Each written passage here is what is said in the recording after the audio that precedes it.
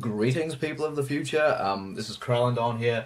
Sorry I haven't made a video in 2 weeks. It happens. I've got college work and shit. Today I want to do something a little bit different. Essentially, I want to make a tutorial on how to mix 80s drums using the samples in Logic. This is essentially what I do when I'm not doing weird shit on YouTube. So really, there's always been a lot of hullabaloo about, do samples sound good? Will they ever compare to live drums? And my standpoint is, like, no, nothing will ever match the live sound. But there are some people in a position like me where there's no way I'll be able to fit a drum kit in here, and if I could, then it'll still be really hard to find a drummer, buy a drum kit, buy the microphones. It'll be a big hassle. So I've been using samples on pretty much all of my projects, and I want to show all yous how I get my drums sounding almost as good as live drums. I'm going to start with how to mix 80s heavy metal drums, because that's what I do. Unfortunately, I lack a screen capture software, so this is going to have to do.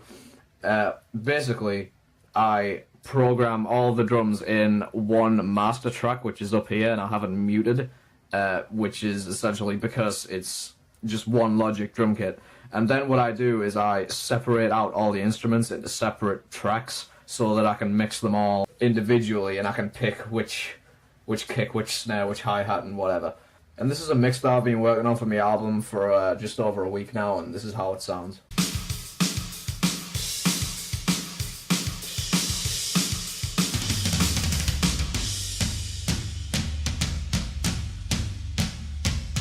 Now you'll notice that this sounds very spacey, although it still sounds punchy, and that's the aim that I usually go for while creating these mixes. When I think of classic heavy metal, 80s heavy metal, I think of the sound of a massive venue with a massive sounding drum kit, tons of reverb, but still all the power of a tight mix. So I'm just going to run through all the drums here and what I've done with them.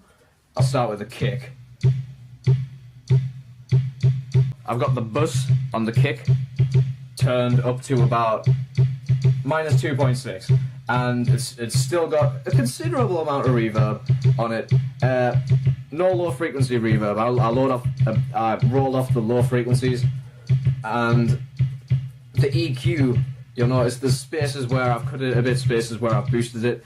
The lowest punch, that's down at like an average volume. I've boosted the first overtone just a little bit because that's what I've found is commonly the punchiest tone, but it really all depends on the mix that you're doing and what other instruments you've got going on. But I don't roll off many of the high frequencies. I've got this set to around 11 kilohertz, and I boost the high frequencies, not too much to the point where it sounds clicky, but to the point where you can hear the click faintly over the mix. Now with the snare, you can always hear an 80s snare about a mile away. It's really boomy, it's really reverby, it's really dynamic. And essentially what I do to get this sound is I put on the auto filter and turn it up to 200%. This boosts the bass and gives it a lot more punch. As for the EQ, I've boosted the lowest frequency where the punch is, and I've cut the undertones just above that because I found that if you dial those in, then it kills the punch a little bit and it doesn't stick out as much.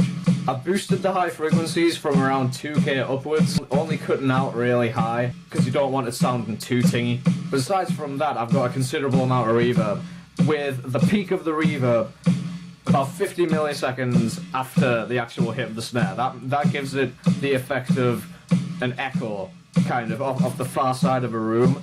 Once again, there's no low frequencies in this reverb effect, because if you dial in too many of the low frequencies, then it'll kill the punch slightly. Here's the equalization for the hi-hat. Nothing's been cut too much, apart from the frequencies that aren't there anywhere.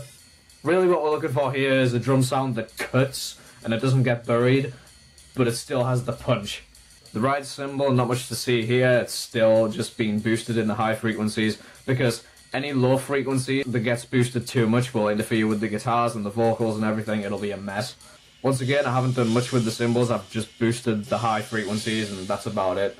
It makes them stick out above the mix. And one thing to note is that the cymbals shouldn't be too high in the mix, but they shouldn't be to the point where you can barely hear them.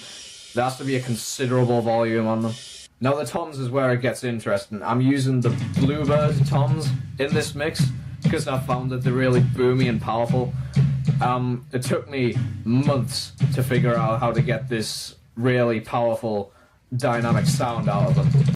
And essentially the way how to do that is to do the same thing that we did on the kick drum, and with every drum that you leave the first undertone at maybe a little bit of a cut volume or around average, and then you boost the first overtone, which is around, for the high tom, it's around 200 hertz, and then you boost the treble and you roll it off lightly around 10 kilohertz just so that it isn't too harsh on the ears.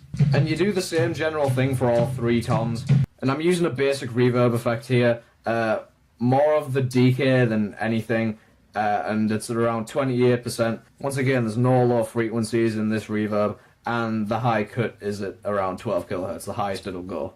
This creates the boomy effect that it's been played in like a warehouse or a massive venue or a stadium or something, and I think it sounds really cool.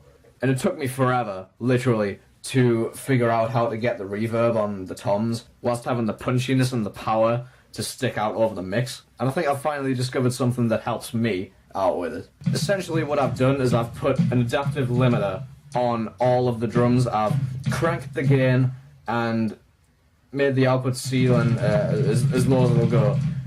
And I've done this for all three toms, and what I've found is that this compresses the signal better than the actual Logic compressors themselves, because with the Logic compressors, it distorts quite easily, I've found. Whereas with this limiter, it keeps all the toms at the same volume, but you still get the kick and it sticks out beautifully. It sounds really dynamic and really massive. As for the full drum mix, you'll probably need a reference track. Me personally, I like to use drum tracks by, like, you know, Gar Samuelson, because his drum tracks on, like, you know, the first two Megadeth albums, they're really powerful, but they're not too tight. You know, like a lot of modern tracks, there isn't much reverb and there isn't much space to it. But it's pretty easy to figure out the levels.